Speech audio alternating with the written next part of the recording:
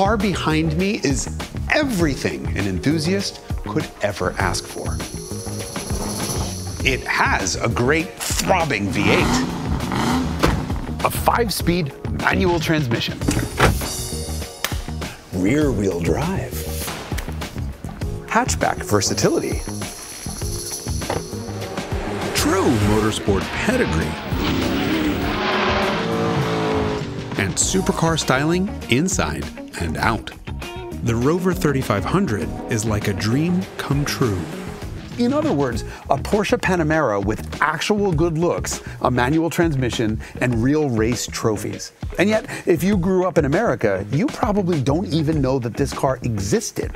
And that's because sometimes the car of our dreams is actually the stuff of nightmares. Start, come on, come on, come on!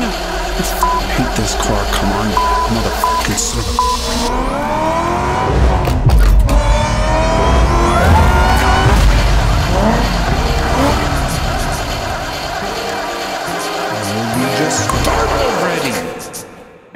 This video is brought to you by the Hagerty Drivers Club, which includes a subscription to our award-winning magazine, 24/7 flatbed roadside assistance, and far more. Join or get more info at the link below. First things first, what is this? Well, this is a Rover 3500. It was produced for 10 years beginning in 1976 and was sold in North America. Sold is a strong word. It was offered for sale in North America.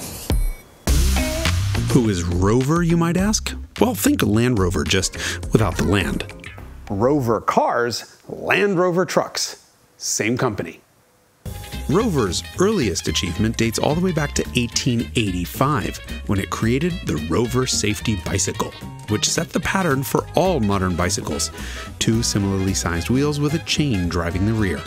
In fact, Rover is so synonymous with bicycles that in some languages the word for bicycle is Rover. Around the turn of the century, Rover began to manufacture motorcycles and automobiles, and by the mid-1940s, airplane jet engines, and then gas turbine-powered experimental cars. One that, by the way, raced and finished rather successfully in the 1963 and 1965 24 Hours of Le Mans. Its street cars, however, were considered high-tech and very, very prestigious, well-built, somewhere between a Rolls-Royce and a Jaguar. The British royal family drove Rovers. The Prime Minister drove a Rover. And even though Rovers were literally fit for a queen, they weren't powerful enough for US luxury car buyers. The US said, Rover needs a V8. In 1963, Rover's managing director found himself in Wisconsin, trying to convince Mercury Marine to buy Rover's gas turbine engine, or its diesel, for use in fishing trawlers. And lying on the ground was a tiny little V8. "What on earth is that?" he proclaimed. And yes, that's an actual quote. What on earth that was a Fireball V8, taken straight out of a Buick Skylark, an engine that GM had just killed off after just 3 years of production. 3 storied years of production, because the Buick Fireball and its twin sister, the Oldsmobile Rocket, wasn't just the first all-aluminum V8 from America. It was the lightest production V8 in the world. It formed the basis for the first turbocharged mass-production automotive engine ever. It was also used in the championship-winning 1966 Brabham Formula One car. In that same time period, Buick lopped off 2 cylinders and swapped the aluminum for iron, creating the first ever American V6. Produced more than 25 million times over 47 years. You may know it as the Buick 3800. It was in everything from Granny's Oldsmobile to the turbocharged Buick Grand National to the supercharged Pontiac Grand Prix. General Motors gave up on its aluminum V8 because it cost it too much to produce. But the thing was just tiny, 26 inches wide, 27 inches tall, and just 28 inches long. In British measurement terms, that's 2 shoes and a shilling. The point, though, is it fit in every car that Rover made. And not only was it just an inch longer than the 2-liter 4-cylinder, it was only 12 pounds heavier. Rover had to have it. GM executives initially didn't believe that anyone would be interested in the discarded aluminum thing, but in the end agreed on a licensing deal that allowed the Brits to develop the design and produce the V8 as they saw fit. GM sent over 40 completed engines and all the plans, and then Rover would pay £3 10 shillings in royalty on each engine produced. That was less than $10 per motor, far less than it would have cost Rover to make its own V8. And by the way, GM tried to buy it back a couple years later, and Rover's response is, sure, we'll build them for you at $2,100 a piece, even though it only cost Rover $400 a piece to build these things. Clearly, they saw the value in this motor, and indeed, it stayed in production until 2004. That is a 37-year run, almost as long as the V6 that it spawned. Anyway, the now Rover V8 found its way into Rover sedans in the late 1960s, just as the company was failing financially. Rover pulled out of the US car market in 1971, truck market in 1974, and over the course of a few tumultuous years, eventually wound up glooped together with every other failing UK car maker into one big disaster of a corporate prison called British Leyland. Rover was thrown into the same cell block with Triumph and told that both of their sedans, which were previously direct competitors, would be replaced with just one combined car, the RT1. The name stood for Rover Triumph 1, and then the car was renamed SD1 when the Rover Triumph Group was renamed the Specialist Division. At the time, it wasn't yet clear whether the SD1 would be sold as a Rover, a Triumph, or even a Leyland. But it was decided that it would have the suspension from the Triumph TR7 sports car, struts up front, solid rear axle. Triumph's brand new 5-speed stick would be bolted to one of two new Triumph straight sixes, or to the old Rover V8, now hot-rodded to $6,000 versus its original 4,750 RPM redline. Very unusually, the SD1 would be a 5-door hatchback, a body style that had only recently been invented with the Renault R16 and Austin Maxi. But in styling, it would be a rather nondescript, if we're being kind. But no sense in being kind, because Leyland came to the same conclusion and hired Triumph's historical Italian design house, Michelotti, to submit a proposal. This must have lit quite a fire under the buttocks of one David Bache, who was Rover's head of design, because he borrowed a Maserati Indy from a friend and locked the entire design staff in the studio for a weekend, grafting the supercar swoops and curves onto the Rover's hardpoints. He designed the turn signals after the Ferrari Daytona and incorporated that Ferrari's trademark concave scallop all the way around the car. He later took inspiration from another Ferrari, the Berlinetta Boxer, for the interior in the seats and door panels. And more than anywhere else in the view from the driver's seat. Hello, Ferrari Momo steering wheel. Everything about the gauges, from the font to the needles to the black bezels surrounding them, screams Ferrari. And the rest of the dashboard screams cost-cutting. This is a perfectly symmetrical dashboard. It has two identical glove compartments, and that's so that Leyland could save money by making one dash for both left and right-hand drive cars. The instrument cluster was a podular design that just sits on top of it and could, in theory at least, just be swapped from side to side. On that side, where the steering column would be on a right-hand drive car, is a vent. On this side of this left-hand drive car, that's the steering column, and the vent is relocated between the tach and the speedometer, allowing you to enjoy fresh air.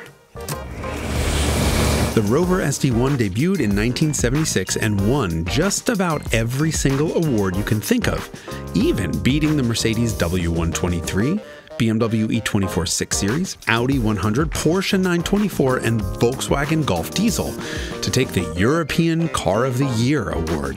The reviews were outrageous. Embarrassingly positive, if I'm honest, leading Britain's car magazine to write, "So unqualified was the hymn of praise that the proverbial reader from outer space would have gained the impression that the new Rover 3500 was indeed the only car produced on planet Earth." Hey, the SD1 was engineered to be all things to all people. And it was.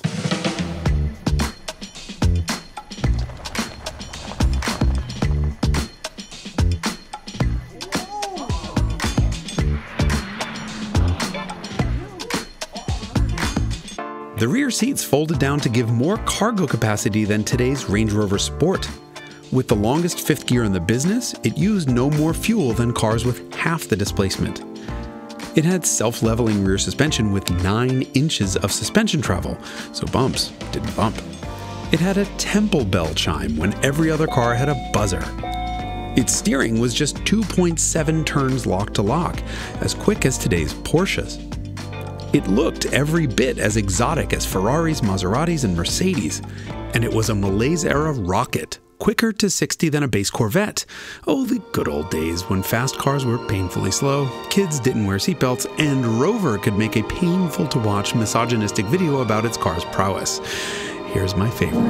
Papà, facciamo 200 chilometri all'ora. Ma imbecille, guarda dove vai. Quindi troppo in fretta, sai, vogliamo arrivare in un pezzo. Ma perché non mai guardi dove vai? Abbiamo il bambino con noi. Ma sei proprio un imbecille. That little bambino had kept his mouth shut.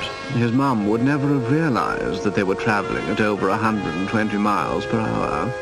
And that unbelted little snitch in the back wasn't even in a Vitesse. In French, vitesse means speed, and the SD1 Vitesse had le plenty of it. 190 horsepower, 7.1 to 60. The Vitesse got 4-piston AP racing calipers. It got stiffer suspension, a body kit, and at least 500 of them got a dual throttle setup, designed, built, and initially installed by Lotus. This was more than just a sport package. It was a homologation race car.